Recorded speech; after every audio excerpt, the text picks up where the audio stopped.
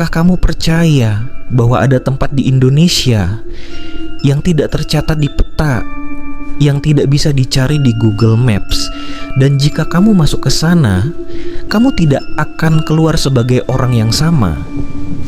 Kisah ini adalah tentang sebuah desa misterius di pedalaman Kalimantan yang sampai hari ini masih jadi misteri. Kisah ini katanya adalah kisah nyata, diceritakan ulang oleh salah satu korban yang berhasil keluar, tapi tidak sepenuhnya utuh.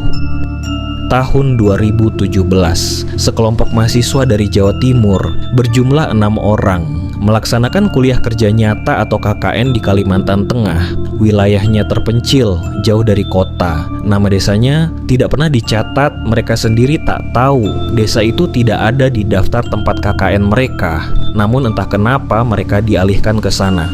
Katanya karena desa tersebut membutuhkan bantuan mendesak, mereka berangkat dengan semangat. Menempuh 8 jam perjalanan dari kota, lalu melanjutkan lewat sungai dan berjalan kaki sekitar 3 jam, sampai akhirnya mereka tiba di sana. Desa itu sunyi, rumah-rumah kayu berdiri berjajar, warganya ramah namun terlalu diam. Tidak ada listrik, tidak ada sinyal, dan tidak ada satupun kendaraan. Namun yang membuat mereka paling terkejut adalah warga desa itu tidak punya bayangan. Saat berdiri di bawah matahari, bayangan mereka tidak muncul di tanah. Hari pertama masih terasa biasa, mereka mengajar anak-anak, membantu warga. Namun malamnya, salah satu dari mereka, Indra, mengalami mimpi aneh. Dalam mimpinya, ia melihat seorang wanita tanpa wajah berdiri di depan pintu rumahnya. Wanita itu menangis dan berbisik, "Jangan keluar rumah saat malam, atau kamu akan jadi milik kami." Mimpi itu terus berulang selama 3 malam. Dan bukan hanya Indra, teman-temannya pun mulai merasakan hal yang sama. Setiap malam terdengar suara tangisan dari arah hutan.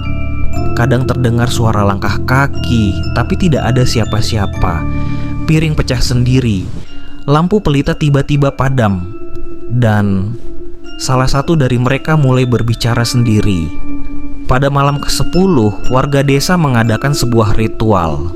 Semua mahasiswa dilarang keluar rumah. Mereka hanya bisa mengintip lewat celah dinding. Yang mereka lihat membuat mereka merinding. Puluhan warga berkumpul di lapangan. Di tengah-tengah ada sebuah boneka besar dari jerami. Di atasnya tergantung kepala rusa. Mereka menyanyi dengan bahasa yang tak dipahami. Dan dari arah hutan muncul bayangan besar, sosok hitam dengan mata merah menyala. Sosok itu mendekat dan boneka jerami itu terbakar tiba-tiba. Hari ke-20, langit lebih gelap dari biasanya. Awan hitam menggantung rendah, petir menyambar meski tidak ada hujan. Hari itu Rama keluar dari rumah saat malam.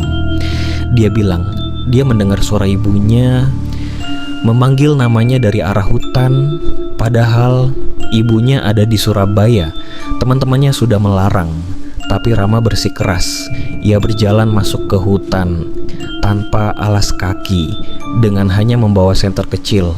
Dan sejak saat itu dia tidak pernah kembali.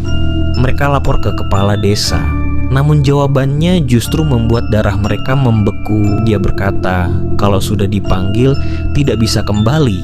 Dia sudah menjadi bagian dari tanah ini.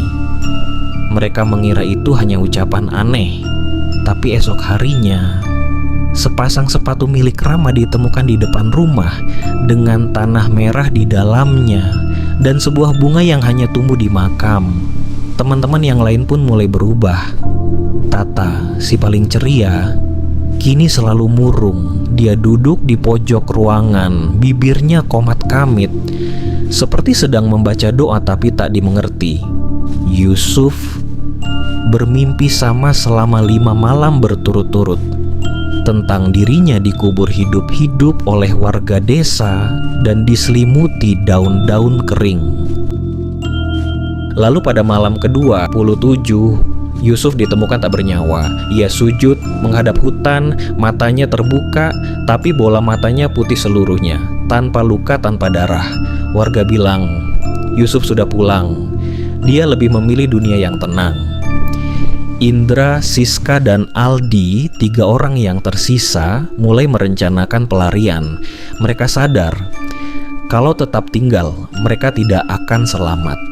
Mereka siapkan bekal seadanya, air dalam botol, roti kering, dan 1 senter kecil. Mereka sepakat akan kabur pada malam ke-30, tapi tepat pukul 11 malam, saat mereka mulai berjalan pelan keluar rumah, langit tiba-tiba bergemuruh. Awan berputar seperti pusaran. Dan dari arah hutan terdengar suara, bukan suara hewan, tapi seperti suara ratusan orang bernyanyi dengan bahasa yang aneh, menggema seperti dari bawah tanah. Tiba-tiba Aldi berteriak. Tangannya seperti ditarik ke dalam tanah. Namun saat ditarik kembali tidak ada luka, hanya ada cap tangan berwarna hitam yang tidak bisa hilang bahkan setelah digosok air sabun.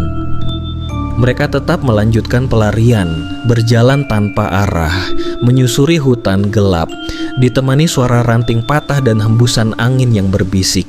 Siska melihat sesuatu dari balik pepohonan.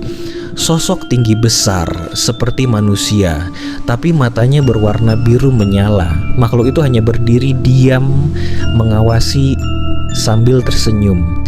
Setelah berjalan selama 6 jam, mereka menemukan sungai.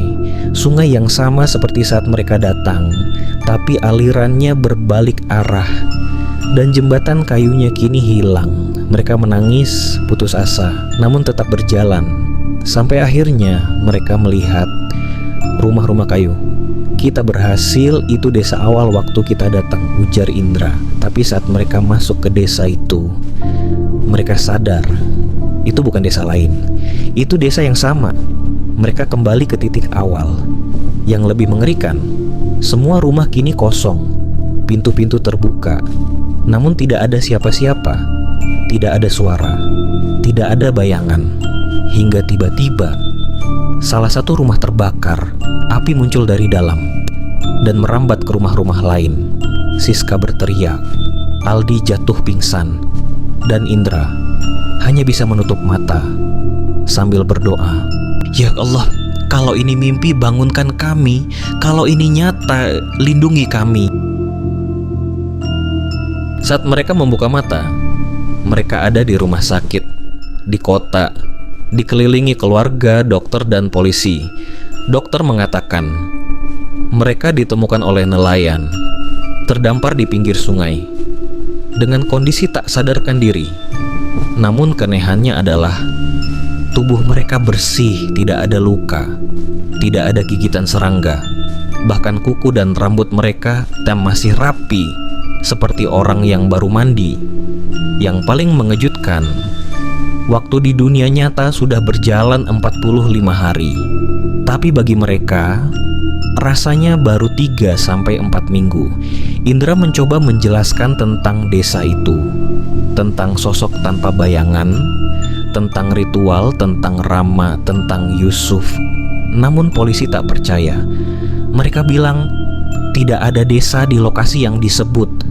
Peta satelit pun tidak menunjukkan pemukiman di daerah itu. Yang lebih aneh lagi, Aldi yang awalnya pingsan, setiap malam mengigau, menyebut nama-nama warga desa itu satu persatu dalam bahasa yang tidak dikenalnya. Kadang-kadang Aldi berdiri sendiri di sudut kamar, menatap bayangannya sendiri. Lalu bayangannya tertinggal, berdiri tanpa meniru gerakan Aldi. Dan sejak hari itu, Aldi tidak pernah mau melihat cermin lagi. Sampai hari ini, desa itu masih menjadi misteri. Tidak ada bukti, tidak ada lokasi pasti, tidak ada catatan administratif. Namun kisah ini terus diceritakan dari mulut ke mulut sebagai peringatan, jangan percaya pada desa yang tidak punya nama. Jangan ikuti suara yang memanggil dari hutan. Dan jika kamu pernah menemukan tempat di peta, tapi tidak bisa kamu cari kembali, mungkin kamu pernah ke sana. Dan terakhir, jika kamu mendengar bisikan di malam hari yang memanggil namamu dari luar jendela, jangan jawab, jangan lihat, jangan buka pintu. Jika kamu suka cerita ini, klik like dan subscribe untuk cerita mencekam lainnya. Tulis di kolom komentar jika kamu punya pengalaman mistis. Siapa tahu cerita kamu akan jadi episode berikutnya. Dan ingat, jangan nonton sendirian, apalagi saat malam hari.